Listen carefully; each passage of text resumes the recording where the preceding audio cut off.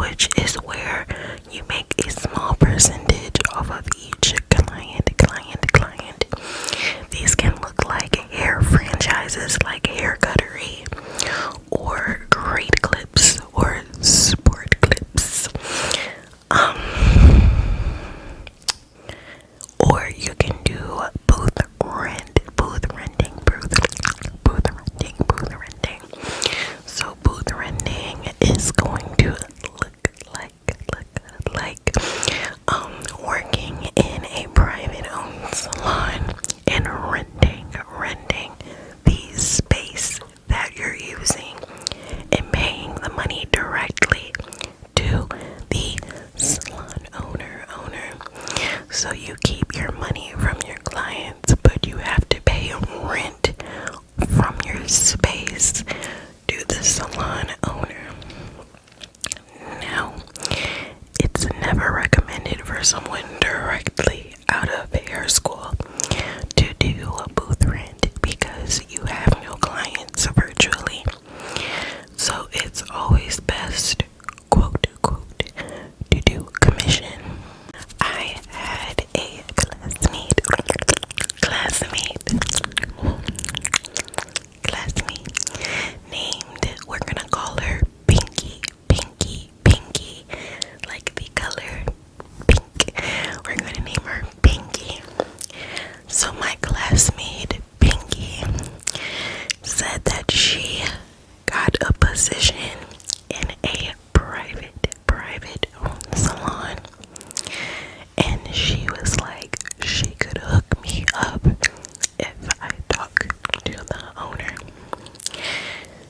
So of course I ask questions because I'm like, we're just getting out of hair school. How are we gonna afford to pay booth rent? And she was saying that the lady who owned the salon was giving her like a discount for being freshly out of school. So I was like, okay, why not? So the salon owner, we're going to name her Silver. And we're also going to name the other person in the salon Dirty Purple.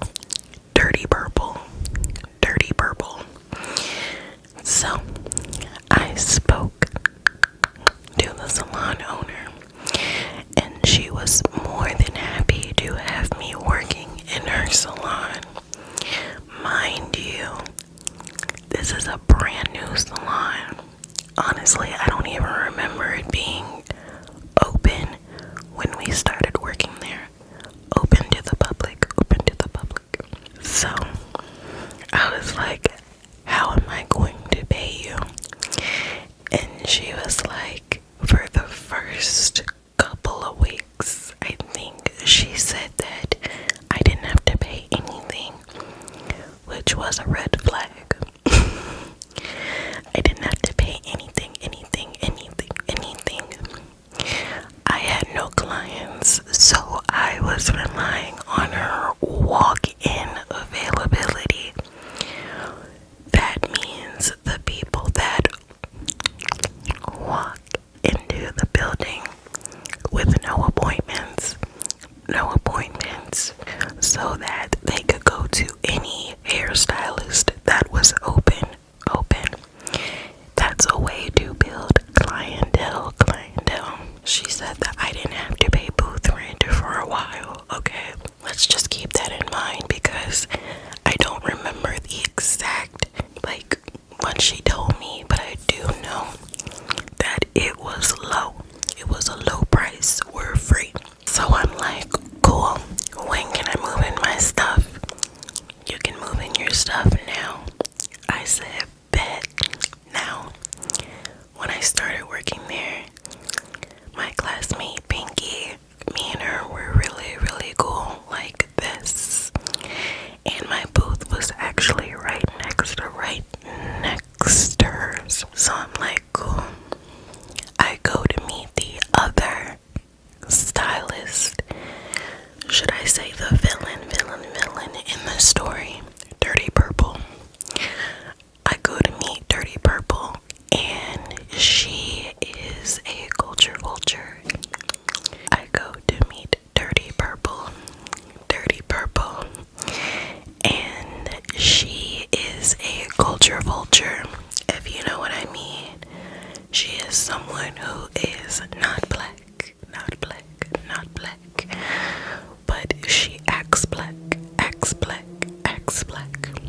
so that was a red flag.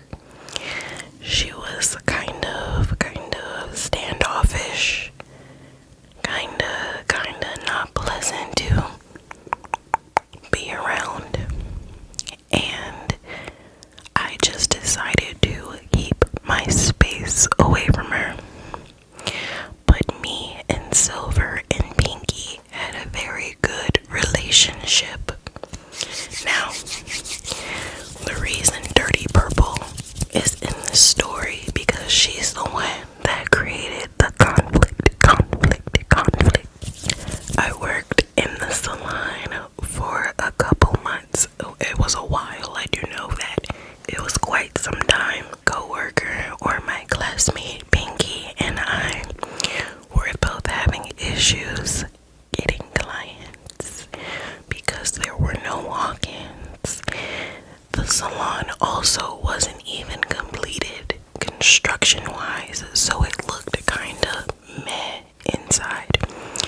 It wasn't messy, it was just unfinished. My classmate and I were having a hard time getting clients. The walk-in percentage was very bad. The owner had her own clients.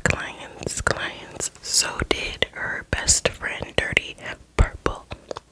There was a time that came where we had to start paying booth rent to Silver. But my friend and I were not making any money, so we were actually going in the negative paying her. We thought about leaving multiple times, but the salon owner didn't want us to go. We felt obligated to stay. My friend Pinky ended up getting more clients than me. It was a bit harder for myself to gain clients because I didn't live in the area where the salon was. I lived about 30 minutes away versus my classmate who lived right down the street from the salon, so she was familiar with the people in the town. So I proposed to my classmate that, I'm missing a part. Before I started working in the salon for a short time frame, I was working in another salon slash barber shop. I ended up leaving. That's another story for another day.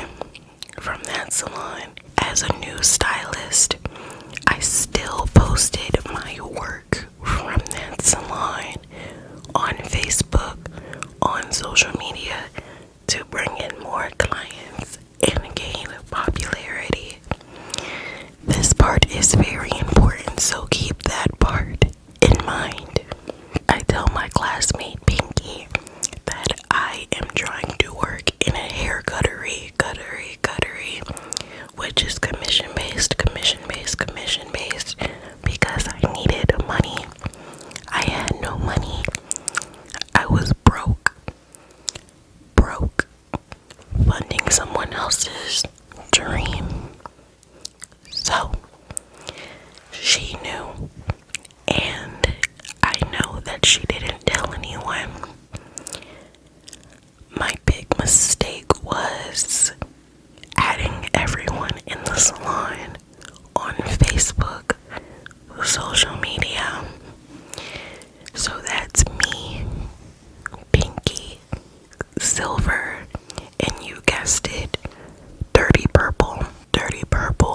I think that I had Dirty Purple added first before Silver, but I know that I had Pinky added. So, like I said, I'm posting my work from the other salon on my page and my social media. So Dirty Purple is seeing this. Now, I'm in the process of getting hired at Hair Cuttery.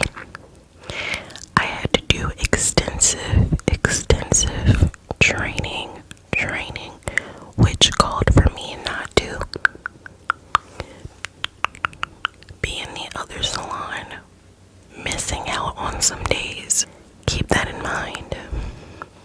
So I believe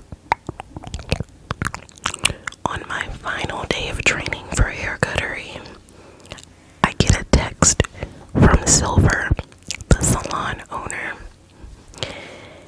and she's angry, fussing me out. So I called her. I think that either she was really angry or she didn't answer the phone. One of the two. So we're talking, and she's basically fussing me out, saying how she allowed me to work under her for such low booth rent, basically scamming her when I was working in a whole other salon the whole time. Now, no one knew at the time that I applied for hair cuttery except for Pinky, and I know for a fact that Pinky did not say anything. Dirty Purple took it upon herself to tell Silver that I was working in another salon by showing her the pictures I was posting on social media. She made it look like I was working at 2 salons, even though I wasn't. So the fact that I was being interviewed and being involved with hair cuttery looked really bad on my part, because I looked like a salon hopper. And even if I was, it's not an issue. The issue was she thought that I was paying booth rent to someone else and not her. She thought I was lying about my whole situation. She tells me to get all my stuff and get out of her salon.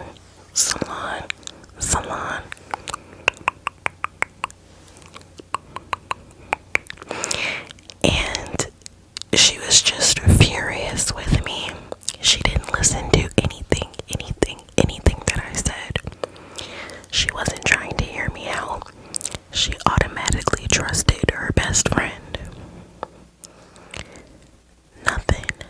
Nothing would let her hear me out. So I went to the salon in the middle of the night because I had a key. And I went in with my husband to get all my stuff. In the middle of grabbing all my items, someone went into our car and stole all of our stuff.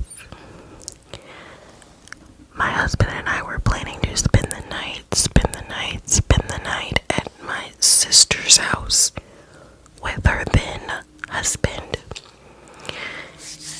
And we had our night bags and some valuables in the car that were stolen. It was a very bad night or day for the both of us. To this day, me and the salon owner are cool. We're cordial. But I never tried to plead my case. I was just like, fuck it, you know? My friend Pinky still was telling her that, you know, it wasn't what it seemed. I don't know if she believed her or not, but to this day, I don't care. At that age, I was very naive, so I didn't confront Dirty Purple. So I just blocked her on everything, and left it alone and closed the chapter. That's my story, and I'm sticking to it. What do you guys think? What are your thoughts about this story? Would you guys have beat up Dirty Purple?